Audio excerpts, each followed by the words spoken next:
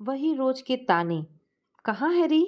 आंगन में बैठी सास रमा जोर से आवाज लगा रही थी। ममता अपने कमरे से बाहर निकलकर बोली, बच्चे को सुला रही थी माँ जी। कहिए क्या काम है?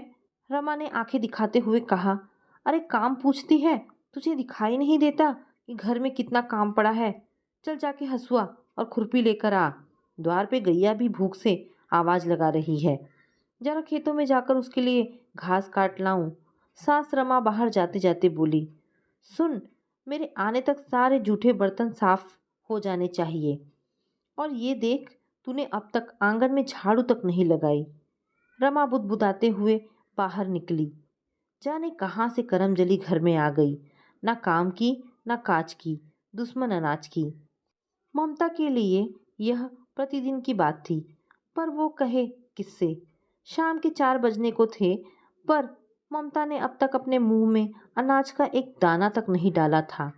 खैर, रमा की आज्ञानुसार वह झट से कामकाज में लग गई, यह सोचते हुए कि कहीं वह जल्दी आ गई तो फिर से डांट लगाएंगी। देखते ही देखते ममता ने सारे आंगन, कमरों अथवा द्वार को अच्छे से बहार दिया। फिर वो गंदे बर्तनों को धोने लगी। घर के बर्तनों को धोने के बाद उसने सोचा कि कुछ खा ले। इतने में रमा आ ही गई। ये क्या, तू खाने में लगी है? अरे कुछ तो सोच कि मैं बाहर जाकर कितना काम करके आ रही हूँ और तुझे खाना दिखाई दे रहा है। तनिक ये ना सोचा कि मेरे लिए चाय ही बना के रखती। मुश्किल से एक रोटी खाई ममता ने, तुरंत चूल्हे पर चाय बैठाई। इतने में सोया बच्चा भी जाग गया और ममता उसे गोद में उठाकर बाहर आंगन में ले आई। ममता की सास खड़ूस थी, मगर उसके बच्चे को बहुत मानती थी। आखिर वो उनका नाती जो था। अभी चाय बनकर आई ही थी कि रमा ने फिर एक नई आज्ञा दी। जा, मेरे लाल के लिए दूध तो गर्म करके ला। सदियों से चली आ रही थी इतनी कठिन दिनचर्या पर ममता ने कभी रोष व्यक्त नहीं किया। ममता के ससुर मनोहर जी अब इस दुनिया में नहीं थे, पर वे ही ऐसे व्यक्ति थे जो ममता को अपने घर की बहू बनाकर लाए थे। गुजरा दौर था वो जहाँ स्त्रियों का विवाह केवल उनकी सुंदरता और घरेलू कामकाज के आधार पर होता था। ममता तनिक भी पढ़ी लिखी न थी, पर सुंदरता में वह अच्छी शहरी लड़कियों को भी पीछे छोड़ दे। यही खासियत देख मनोहर जी ने उसका विवाह उस जमाने में बीए पास किए हुए अपने लड़के अशोक से कर दिया। ममता और अशोक के विवाह के कुछ ही महीने के बाद ससुर मनोहर जी का निधन हो गया। रमा अपने पति की मौत का जिम्मेदार ममता को ही मानती थी। उसका ऐसा मानना था कि ये करमजली के नक्षत्र ही खराब थे, जिसके आते ही मनोहर जी चल बसे।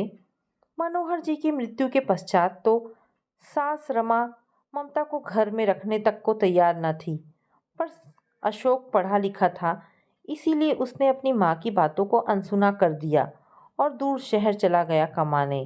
पर अशोक का यूं शहर चले जाना भी रमा को रास न आया और वह फिर यह कहने लगी कि देख, तेरे आते ही मेरा पति और बेटा सब मुझसे दूर चले गए।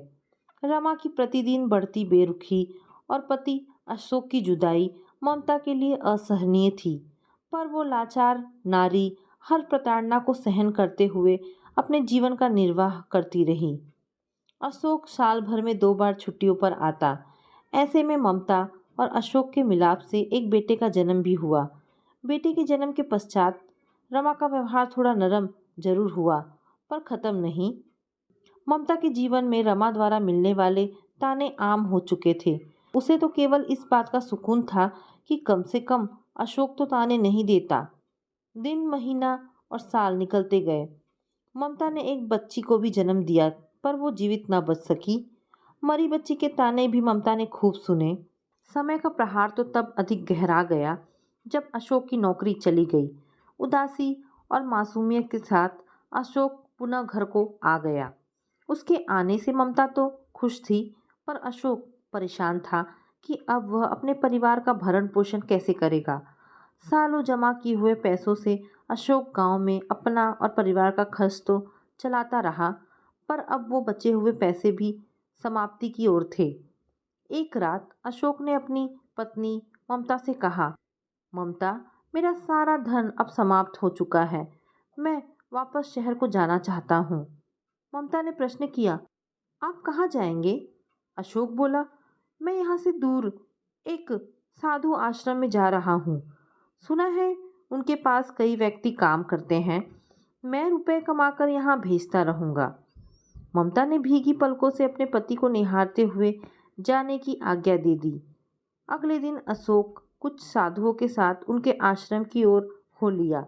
एक वो दिन था जब अशोक उन साधुओं के साथ रुखसत हुआ था, और आज एक दिन है जहां ममता दूसरों के घर का काम कर अपने बेटे और परिवार का निर्वाह कर रही है। अशोक को गए हुए पूरे 8 बरस हो चुके थे। शुरुआती महीनों में तो पैसे अशोक भेजता रहा, पर जैसे जैसे साल गुजरे अशोक का कुछ पता न चला। न पति की खबर न पैसे। ऐसे में घर कैसे चलता? ममता ने यह दयनीय स्थिति को देखते हुए हार मानकर पड़ोसी घरों में नौकरानी का काम शुरू कर दिया। रमा अब पहले जैसी नहीं रह गई थी। अब न उसकी जुबान चलती न पैर।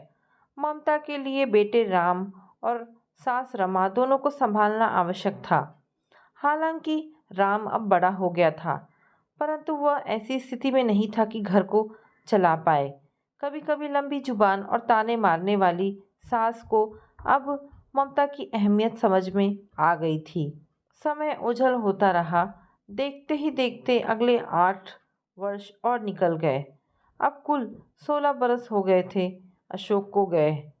सास भी बेटे के मिलन को तरसती हुई जीवन से हार गई। यहाँ केवल एक ही बात ममता के लिए राहत देने वाली रही कि राम अब लगभग 20 बरस से अधिक का हो चुका था।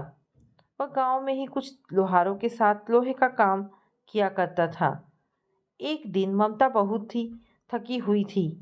बेटे ने कहा, माँ, तू अब दूसरों के यहाँ काम करना छोड़ दे। मैं तो बहुत पैसे कमा रहा हूँ, तेरी देखभाल अच्छे से करूँगा। बेटे की कही बात ने ममता की आंखों में आंसू ला दिए।